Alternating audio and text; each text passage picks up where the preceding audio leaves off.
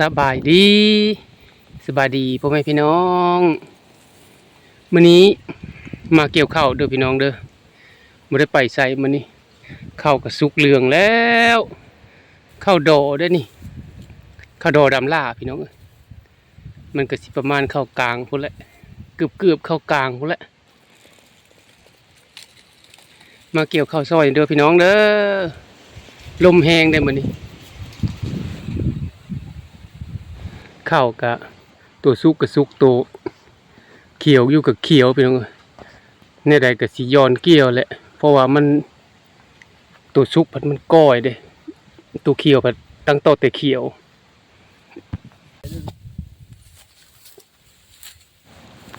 ข้าวก็บ่งามปีนี้ตั้งบ่งามอีหลีแล้วข้าวดอกก็มันสองพวงมันฝนตกลิ้นเสียมันเลยเป็นห่วงกระสอบซีบอีพี่น้องเอ้ยห่วงบ่ใส่บ่งามเลยตอนดำก็ถึกพากตายพากกว่าสิคืนมาได้เป็นเดือนบัดตอน2บัดฝนตกห่ำบัดนี้อ้าวมันโหลดจักกันแดนหญ้าปีนี้ฮะข้าวก็เลยบ่งามเลยบ่เต็มห่วงบ่เต็มเม็ดเต็มหน่วยแหละปีนี้เสือในใดก็เกี่ยวเอานี่แหละเห็นได้มันเป็นให้ซั่นใดก็เอาซ้ำมันเป็นให้แหละเนาะพี่น้อง มื้อนี้อากาศดีเด้อพี่น้องเอ้ยทั้งแดดนี่ทั้งลมพร้อมมาหลดเหมาะเลยกับเกี่ยวข้าวโอ้ยจังไงมันคักเสียทีแต่ข้าวนี่แหละบ่เหมาะปานใดข้าวขี้ร้ายข้าวกระสอบกระซีบนาสิบ่แม่นได้นาโนนนาน้ำนาหนองนี่แหละแต่ว่ามันบ่ถึกนาพี่น้องข้าวก็ได้มันตายพระตายตอนดำแล้วกว่ามันสิพื้นขึ้นมาได้ก็เป็นเดือนโอ้ยเกี่ยวไปนี่ละ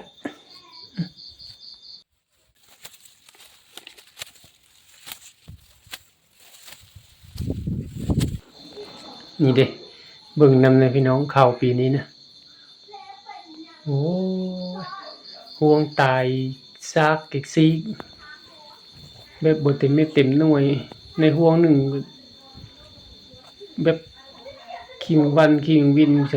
จับสล้านดำสล้านนี่พี่น้องบ่ได้เป็นตาเบิ่งเลยข้าวปีนี้เสือสำหรับข้าวดอได้กันเข้าอันกลางเข้างานไปก็สีคล้ายๆแน่อันนี้ลักษณะแบบว่ามันตายคืนพี่น้องเอ้ยตัวมันบ่ตายเพราะมันขึ้นก้อนเพิ่นออกก้อนตัวออกตำหลังก็ยังเขียวอยู่ก็มีโอ้บ่เป็นตะเกียวเลยปีนี้สิเกี่ยวไปแบบกระโปกกระเปกนั่นแหละ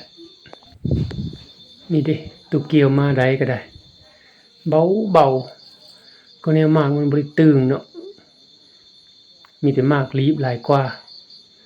โอ้ลุบแฮงปีนี้พี่น้องเอ้ยลุบแฮงกันนะ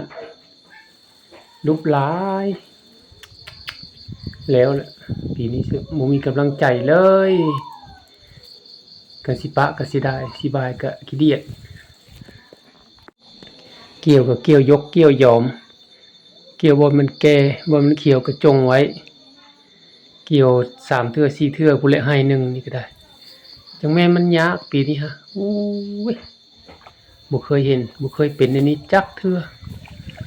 ตอนหัวปีก็น้ำทั้งน้ำเสาะเบิ่งนี่ก็พี่น้องเอ้ยเห็นได้ไดมันสิเป็นข้าวเป็นน้ำให้อยู่บ่มันไปสีมันสิบ่มีแต่ขี้แกะบ่นี่ข้าวตัวนี้เพิ่นสุกก็สุกเสมอได้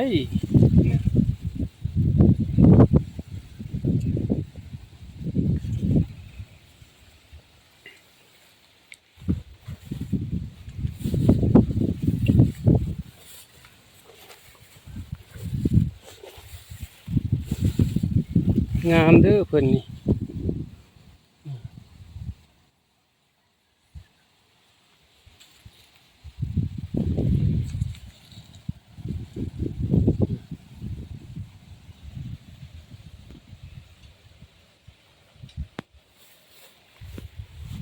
ต่างจากเพิ่นนี้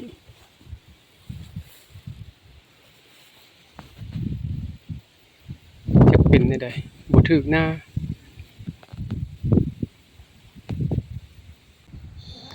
มื้อนี้ก็ลมเป็นสีแห้งๆพี่น้องเอ้ยลมหนาวพัดมาแล้วสัดบุ่นๆมาแล้วลมหนาวนี่เดือน11 12แล้วพี่น้องเอ้ยสุดท้ายก็ขอขอบใจน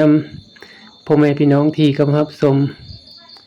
ขอบใจหลายๆเด้อพี่น้องเด้อไปละจบคลิปเท่านี้แหละพี่น้องเอ้ยบ๊ายบายเด้อ